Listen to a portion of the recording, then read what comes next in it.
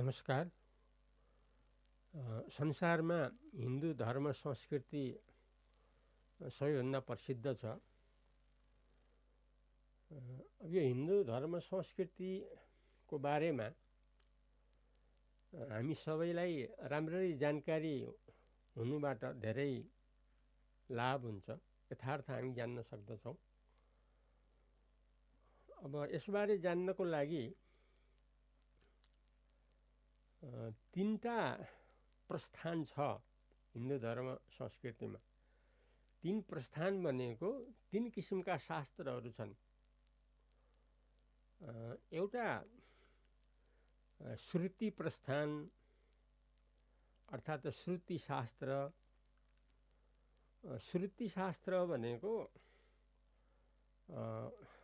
देवताले भनेको कुरा सुनेर त्यसलाई प्रचार प्रसार अथवा त्यसलाई लिपिबद्ध, त्यसलाई ग्रन्थको रूपमा बनाएको। भगवानको कुरा सुनेर अनि सुनेको कुरालाई ग्रन्थको आकारमा बनाइएको, शास्त्र बनाइएको, जसलाई श्रुति प्रस्थान अथवा श्रुति शास्त्र भनिन्छ। जस्तो अब वेद, जो वेद हो त्यसलाई श्रुति भनिन्छ। अब वेदको सार वेदान्त, वेदान्तमा उपनिषदहरू छन्। वेदान्त सम्पूर्ण शास्त्रको यथार्थ हो। यही कुरा अनेक रूपमा, कथाको रूपमा, दृष्टान्तको रूपमा देखाउनको लागि वेदव्यासले यो 36 पुराणहरूको पुराण र उपपुराणहरूबाट देखाइदिनु भयो। ती सबै वेदका यथार्थ कुरा हुन्। ती श्रुतिका कुराहरू, श्रुति वेदका यथार्थ वर्णनहरू हुन्, जसलाई सजिलै ग्रहण गर्नलाई सकिने हुन्छ। अब तीनटा शास्त्र अथवा तीनटा प्रस्थानमध्ये पहिलो त यो श्रुति प्रस्थान भयो, श्रुति शास्त्र भयो, जसमा वेद वेदान्तहरू आदिको वर्णन रहेको छ।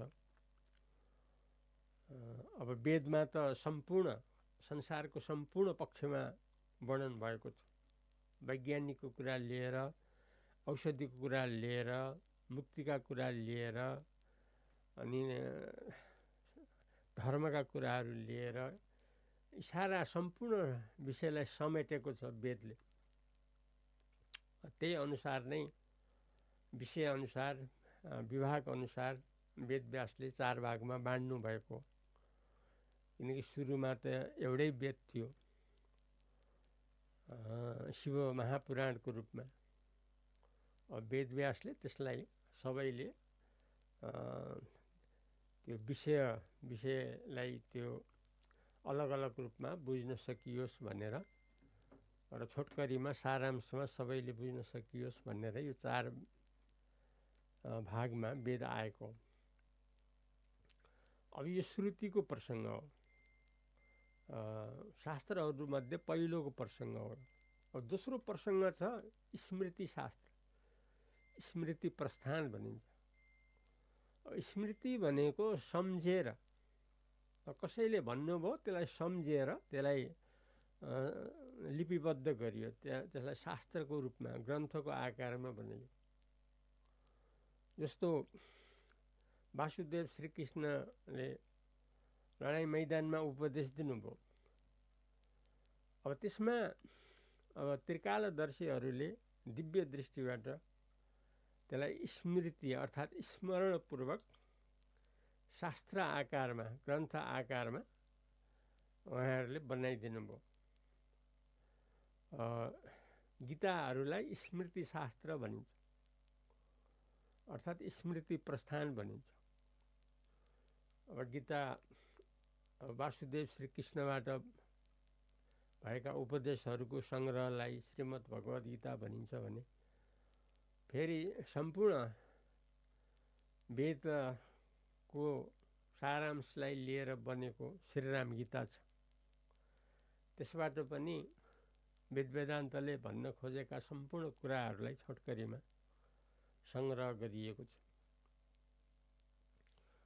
जसलाई श्रीराम गीता भनिन्छ। यसै गरिकन गीताहरू धेरै छन्। अष्टावक्र गीता भयो, अवधूत गीता भयो, ब्रह्म गीता भयो, यसरी धेरै प्रकारका गीताहरू हामीले पाउँछौँ। यसलाई स्मृति शास्त्र अथवा स्मृति प्रस्थान भनेर भनिन्छ। यो दोस्रो विभाग हो।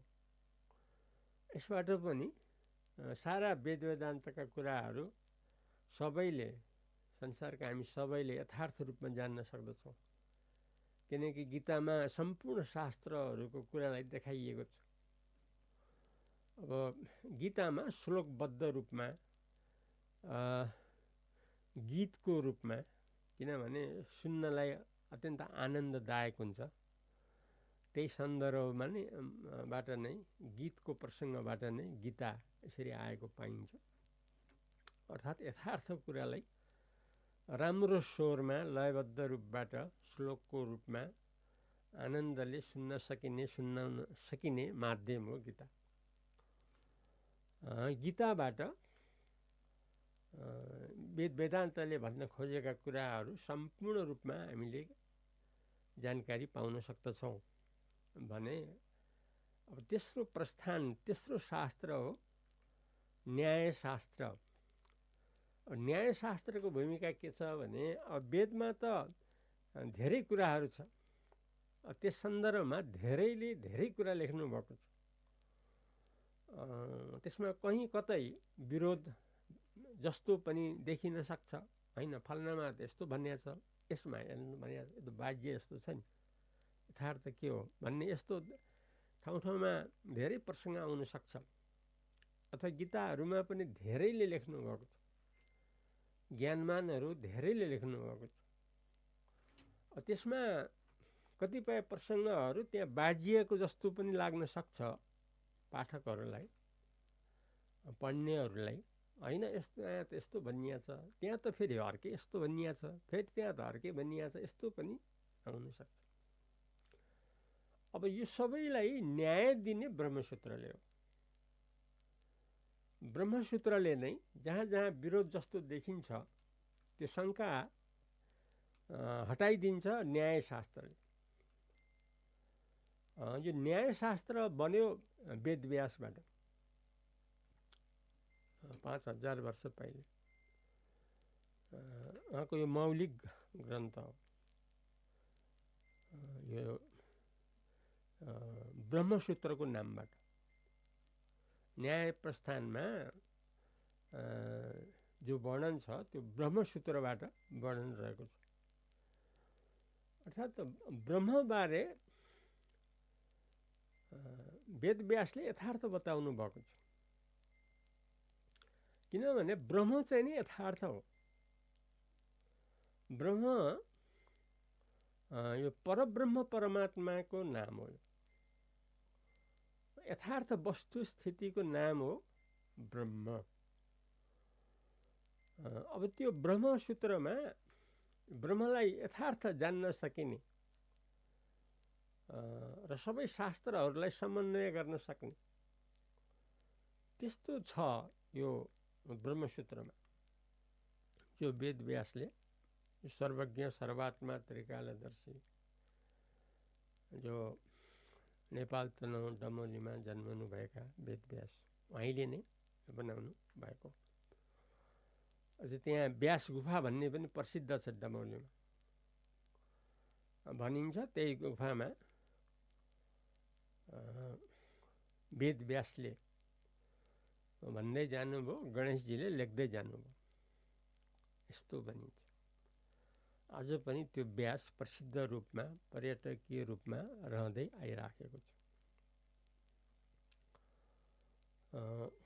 अर्थात् वेदव्यास हुनुहुन्छ साक्षात् भगवान् विष्णुका अवतार, जो त्रिकालदर्शी, भूतकाल, वर्तमान काल, भविष्यत काल, तीनै कालको यथार्थ जान्न सक्ने सर्वज्ञ सर्वात्मा। यस्तो हुनुहुन्छ वेदव्यास। उहाँकै मौलिक रचना हो ब्रह्मसूत्र, जसलाई न्याय प्रस्थान अथवा न्याय शास्त्र भनेर भनिन्छ। अब यो ब्रह्म वस्तु भन्ने यो सबैको यथार्थ स्वरूप हो। जसलाई सधैँ रहिरहने इच्छा छ, सनातन रूपले, परिपूर्ण रूपले, परमानन्दले, अर्थात् जसलाई यो जन्म मृत्युको चक्रबाट माथि उठेर सधैँ जसलाई रहिरहनु इच्छा छ, अथवा संसारको सृष्टि र प्रलय हुने जो प्रक्रिया छ,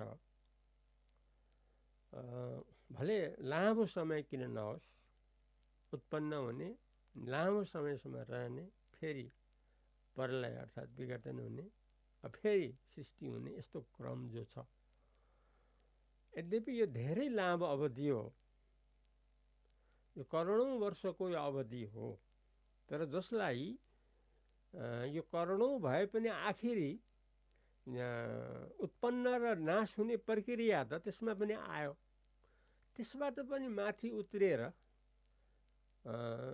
सृष्टिभित्रै पर्न नपर्ने, प्रलयकै चक्करमा पर्न नपर्ने, अर्थात् जो उत्पत्ति र विनाशशील भन्ने जो विकार हो, सृष्टि र प्रलय भन्ने जो विकार हो, त्यो विकार रहित निर्विकार रूपले सधैँ रहिरहने जसको इच्छा छ, मुक्त भएर रहिरहने जसको इच्छा छ, सधैँ आनन्दले, एकनाशले, एक रूपले जसको रहिरहने इच्छा छ, उहाँहरूले ब्रह्मलाई जान्नै पर्ने हुन्छ। ब्रह्मलाई जानेर नै उहाँहरूको इच्छा सधैँको लागि पुरा हुन्छ। अर्थात् जन्म मृत्यु रूपी कष्टबाट पार तरेर, अथवा उत्पत्तिशील र विनाशशील को कष्टबाट पनि पार भएर सधैँको लागि जन्म रहित, मृत्यु रहित, सृष्टि रहित, प्रलय रहित, सधैँ एकनाश अविकारी अखण्ड सुख रूपले रहिरहने जसको प्रबल इच्छा छ, यस्तो प्राप्त गर्ने जसको अर्थात् मुक्त हुने इच्छा जसको छ, उहाँहरूले ब्रह्मलाई जान्नै पर्ने हुन्छ। ब्रह्मलाई नजानिकन त्यो इच्छा पुरा हुन सक्दैन। र सबैले हामीले ब्रह्मको बारेमा यथार्थ जान्नै पर्ने हुन्छ। किन यथार्थ जान्यो भनेदेखि मात्रै हामीहरूले आफ्नो उद्देश्य बनाउन सक्छौँ। यस्तो पनि व्यवस्था रहेछ है अविनाशी सुखको लागि, सधैँ सुख शान्तिको लागि यस्तो पनि अवसर रहेछ है संसारमा, संसारी सबैको लागि भन्ने कुरा सबैले जान्न पाउनु त ठुलो कुरा उपलब्धि हो। अब यो दृष्टान्तमा ब्रह्मको दृष्टान्त र संसारको दृष्टान्तमा हामीले समुद्रलाई लिन सक्छौँ। सारा ज्ञानवानहरूको उपदेशहरूलाई विचार गर्दाखेरि, महात्माहरूको उपदेशहरू सम्पूर्णलाई विचार गर्दाखेरि, जो अन्तिम शब्द, मुख्य शब्द जो ब्रह्म हो, अर्थात् ब्रह्म माने सधैँ एकनाश, ब्रह्मा नै सृष्टिकर्ता हो, त्यो यहाँ प्रसङ्ग होइन। यहाँ प्रसङ्ग के हो भने सृष्टि रहित, प्रलय रहित, सधैँ अविनाशी रहिरहने जो ब्रह्म हो, परब्रह्म परमात्मा, जो अहिले प्रसङ्ग आइराखेको छ, यसबारेमा हामीलाई राम्रो दृष्टान्त समुद्रबाट हामीले बुझ्न सक्छौँ। जस्तो समुद्रमा के छ भन्दा वास्तवमा एक पानी मात्रै हो, पहिलेदेखि सधैँ त्यहाँ एक पानी मात्रै हो, सधैँ पानी रूपले मात्रै रहिरहेको छ। तर त्यही एक पानीमा हावाहरू जब जब चलिरहन्छ तब माथि चाहिँ नि अनेक तुफानहरू, अनेक पानीका ती छालहरू, तरङ्गहरू, फिँजहरू अनेक त्यहाँ देखा परिरहने हुन्छ।